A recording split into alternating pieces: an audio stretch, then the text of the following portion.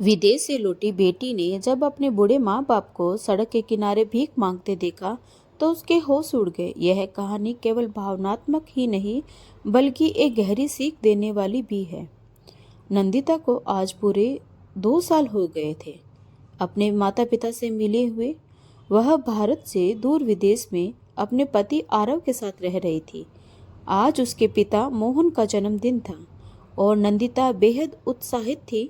उसने सोचा था कि वह अपने पिता को जन्मदिन पर सरप्राइज देगी, उनसे मिलेगी और उन्हें खुशी से भर देगी। लेकिन उसी समय मौसम खराब हो गया और तेज बारिश होने लगी। बारिश के कारण सारी फ्लाइट्स लेट हो गई और कई रद्द भी कर दी गई। इस खबर ने नंदिता को बहुत उदास कर दिया। उसे लगा कि वह अपने पिता से मिलने और उन्हें सरप्राइज देने का मौका खो देगी। कुछ समय बाद बारिश थम गई और मौसम साफ हो गया। नंदिता ने राहत की सांस ली और आरव के साथ तुरंत भारत के लिए निकल पड़ी। वह पूरे रास्ते यही सोचती रही कि जब वह अपने माता पिता से मिलेगी तो उनके चेहरे पर खुशी कैसी होगी। नंदिता अपने पिता से बात नहीं कर पा रही थी। जब भी वह अपने भाई वरुण और भाभी काव्या को फ़ोन करती तो वरुण यही कहता, माँ और पिताजी कहीं घूमने गए हैं, तुम चिंता मत करो, वे बिल्कुल ठीक हैं। लेकिन यही जवाब बार बार सुनकर नंदिता और परेशान हो जाती। वह जल्द से जल्द अपने पिताजी मोहन से मिलना और अपनी माँ को देखना चाहती थी। रास्ते में सफ़र के दौरान नंदिता अपने पुराने ख्यालों में खो जाती है। उसे अपने बचपन की यादें ताज़ा होने लगती है। वह सोचती है कि कैसे वह अपने माँ पिताजी की लाडली बेटी थी। 2 भाई बहनों में नंदिता अपने माता पिता का खूब ख्याल रखती थी। वह बहुत ही संस्कारी और चरित्रवान लड़की थी। जब नंदिता की कॉलेज की पढ़ाई पूरी होती है तो उसके मम्मी पापा ने उसकी शादी का फैसला किया। जब लड़के वाले नंदिता को देखने आते हैं तो उसे देखते ही पसंद कर लेते हैं। अब नंदिता की शादी तय हो जाती है। शादी का दिन आता है और शादी बड़े धूमधाम और खुशी से हो जाती है। नंदिता का पति आरव बहुत ही अच्छे स्वभाव का और समझदार व्यक्ति था। शादी के बाद नंदिता अपने ससुराल चली जाती है, जहाँ सब कुछ शुरू में बहुत अच्छा चलता है। बाद में आरव की विदेश में नौकरी लग जाती है, इसलिए उसे वहाँ जाना पड़ता है। वह नंदिता को भी अपने साथ ले जाना चाहता था, लेकिन उसका वीज़ा अभी नहीं बन पाया था। कुछ समय के इंतजार के कारण आरव अकेले ही विदेश चला जाता है। कुछ दिनों बाद जब नंदिता का वीज़ा बन जाता है तो उसे भी अपने पति आरव के पास विदेश जाना होता है। जाने से पहले वह सोचती है कि विदेश जाने से पहले अपने मम्मी पापा से मिल ले। नंदिता को यह ख्याल आता है कि अगर वह यहाँ रहती तो अपने माता पिता से आसानी से मिल सकती थी, लेकिन अब विदेश जाने के बाद यह मौका कब मिलेगा, यह सोचकर वह बेचैन हो जाती है। इसलिए नंदिता अपने घर अपने मम्मी पापा से मिलने आती है। जब वह घर पहुंचती है तो अपने माता पिता को देखती है तो फूट फूट कर रोने लगती है। उसकी यह हालत देखकर उसके पापा मोहन उसे प्यार से समझाते हैं, बेटी तुम चिंता क्यों करती हो, सब कुछ ठीक हो जाएगा। हमें पता है कि तुम हमेशा हमारा ख्याल रखती हो। यह पल नंदिता के लिए भावनात्मक था, क्योंकि वह जानती थी कि विदेश जाने के बाद अपने माता पिता को बार बार देखने का अवसर कम हो जाएगा। नंदिता के पिता मोहन ने उसे प्यार से समझाते हुए कहा, बेटी तुम चिंता मत करो, आराम से जाओ और अपने नए जीवन का आनंद लो। हमारा ख्याल रखने के लिए तुम्हारे भैया और भाभी हैं। वैसे भी हम इतने बूढ़े थोड़े ही हुए हैं कि अपना ख्याल न रख सकें। मोहन ने नंदिता को दिलासा दिया कि वह विदेश जाए और निश्चित रहे। नंदिता भारी मन से अपने मम्मी पापा से विदा लेती है और विदेश चली जाती है। उसे विदेश में 2 साल हो गए थे, क्योंकि बीच में कोरोना महामारी के कारण भारत आना जाना संभव नहीं हो पाया था। अब नंदिता बेहद खुश थी कि 2 साल बाद वह अपने मम्मी पापा से मिलेगी। घंटों का सफर तय करने के बाद नंदिता अपने देश और घर पहुंचती है। घर पहुंचते ही वह सबसे पहले अपने मम्मी पापा को ढूंढने लगती है। वह आवाजें लगाती है और अपने भाई और भाभी को भी खोजने लगती है, लेकिन घर में उसे कोई नजर नहीं आता। तभी नंदिता ने घर के नौकर रामू से पूछा, रामू, मम्मी पापा कहाँ हैं? भैया भाभी भी नहीं दिख रहे हैं। सब लोग कहीं गए हैं क्या? रामू ने जवाब दिया, जी दीदी, बड़े साहब और बड़ी मालकिन कुछ दिनों के लिए घूमने गए हैं और छोटे मालिक और छोटी मालकिन मंदिर में बाबू साहब के जन्मदिन के लिए पूजा करवाने गए हैं। आज उनका जन्मदिन है ना। यह सुनकर नंदिता ने कहा, आरव, हम भी मंदिर चलते हैं, पापा के लिए कुछ पूजा अर्चना करवा लेते हैं। आरव सहमत हो गया और दोनों मंदिर चले गए। लेकिन मंदिर पहुंचने पर नंदिता ने देखा कि वहां उसके भाई भाभी कहीं नजर नहीं आ रहे थे। उसने सोचा शायद वे किसी दूसरे मंदिर गए होंगे। तभी नंदिता को अपने पापा मोहन की वह बात याद आई कि उनकी बड़ी इच्छा थी कि उनके जन्मदिन पर अनाथालय में अनाथ बच्चों को कपड़े और गिफ्ट बांटे जाएं। यह ख्याल आते ही नंदिता ने आरव से यह बात कही। आरव तुरंत तैयार हो गया। दोनों बाजार गए और वहां से कपड़े, मिठाइयाँ और गिफ्ट खरीदे। इसके बाद वे अनाथालय पहुंचे और वहां के बच्चों और लोगों को कपड़े, मिठाइयाँ और गिफ्ट बांटे। नंदिता को यह देखकर बहुत खुशी हुई कि वह अपने पापा की इच्छा पूरी कर पाई। नंदिता और आरव वृद्धाश्रम से वापस लौट रहे थे। नंदिता आज खुश थी क्योंकि उसने अपने पिता मोहन की इच्छा पूरी कर दी थी और उनके जन्मदिन पर अनाथ बच्चों और वृद्धों के बीच खुशियां बांटी थी। लेकिन उसके मन में एक कसक थी कि काश उसके पापा खुद इस काम को कर पाते। रास्ते में वृद्धाश्रम से थोड़ी ही दूरी पर नंदिता की नज़र अचानक अपने माता पिता पर पड़ी। वे सड़क के किनारे बैठे हुए थे। वह तुरंत चौंक गई और आरव से बोली, आरव, गाड़ी जरा पीछे लीजिए, मुझे ऐसा लग रहा है जैसे मैंने मम्मी पापा को देखा हो। आरव ने तुरंत गाड़ी पीछे ली। जब नंदिता ने करीब जाकर देखा तो उसकी आंखें फटी की फटी रह गई। उसके मम्मी पापा मेले कुचले फटे पुराने कपड़ों में सड़क किनारे बैठे थे। उनका चेहरा थका हुआ और निराश लग रहा था। यह देखकर नंदिता का दिल दहल गया। वह तेजी से गाड़ी से उतरी और अपने माता पिता के पास भागी। नंदिता फूट फूट कर रोते हुए अपनी मम्मी और पापा से लिपट गई। उसने सिसकते हुए पूछा, मम्मी पापा, यह क्या हो गया? आप लोग इस हालत में क्यों हैं? यह सब कैसे हुआ? मेरा दिल बैठा जा रहा है। प्लीज़ मुझे बताइए। अपनी बेटी को इतने दिनों बाद अपने सामने देखकर मोहन और मीना की आंखों से भी आंसू बहने लगे। वे नंदिता से लिपटकर रोने लगे। उनकी हालत देखकर नंदिता का दिल चीख उठा। उसकी आंखों से आंसुओं का सैलाब उमड़ पड़ा। नंदिता ने अपनी माँ से फिर पूछा, माँ, यह सब कैसे हो गया? आप लोग सड़क पर क्यों हैं? भैया भाभी ने कुछ बताया नहीं? मुझे लगा आप लोग घूमने गए हैं।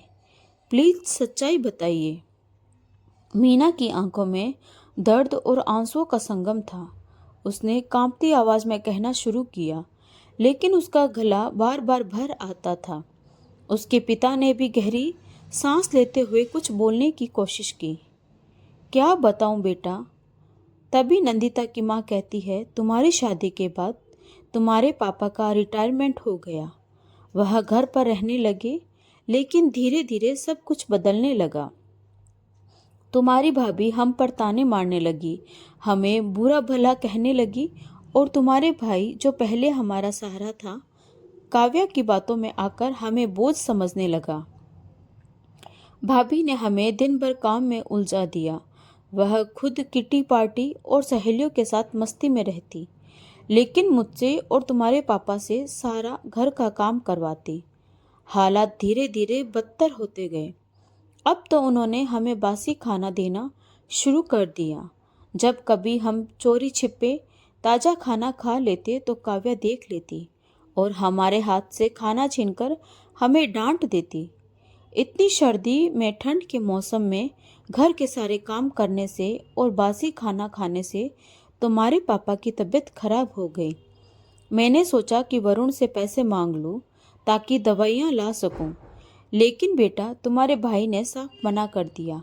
उसने कहा मुझ पर पहले ही इतने कर्ज हैं, आपके लिए पैसे नहीं हैं। बुढ़ापे में तो बीमारी लगती ही है, ऐसे ही ठीक हो जाइए। मेरे पास फालतू पैसे नहीं हैं, जाइए, मुझे परेशान मत कीजिए।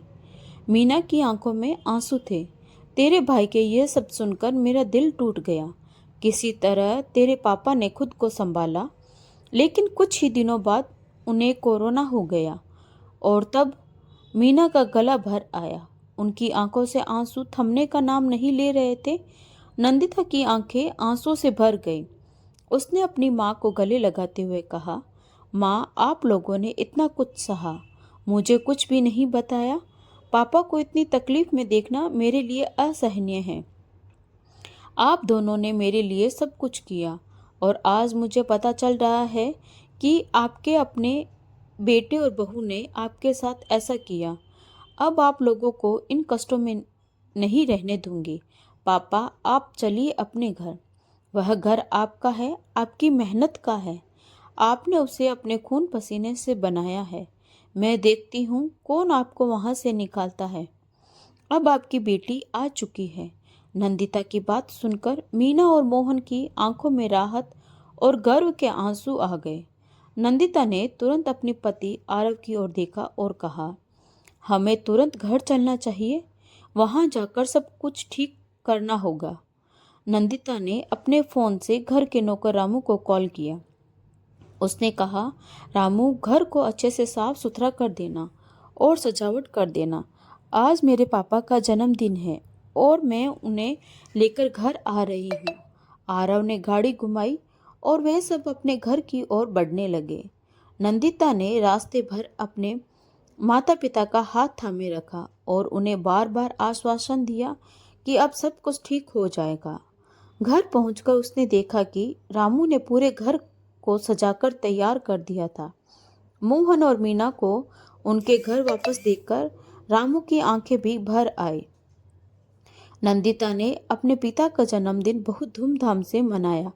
आरव ने होटल से उनके पसंदीदा व्यंजन मंगवाए और इतने दिनों बाद मोहन और मीना ने खुशी खुशी खाना खाया। उन्होंने अपनी बेटी और दामाद का धन्यवाद करते हुए उन्हें गले लगा लिया। शाम होने के बाद वरुण और काव्या लड़खड़ाते हुए घर पहुंचे। उन्होंने अपने माता पिता को घर में देखा तो आग बबूला हो गए। वरुण चिल्लाकर कहता है, आप लोगों की हिम्मत कैसे हुई मेरे घर में आने की? कौन लेकर आया आपको यहाँ? तब नंदिता गुस्से में बोल पड़ती है, मैं लेकर आई हूँ। वरुण ने कहा, अभी के अभी तुरंत निकल जाइए हमारे घर से। नंदिता भी गुस्से में आ गई और बोली, मैं देखती हूँ मेरे मम्मी पापा को उनके घर से कौन निकालता है। यह मेरे माँ बाप का घर है, तुम्हारा नहीं। तुमने यह घर नहीं बनाया है, मेरे माँ बाप ने इसे बनाया है।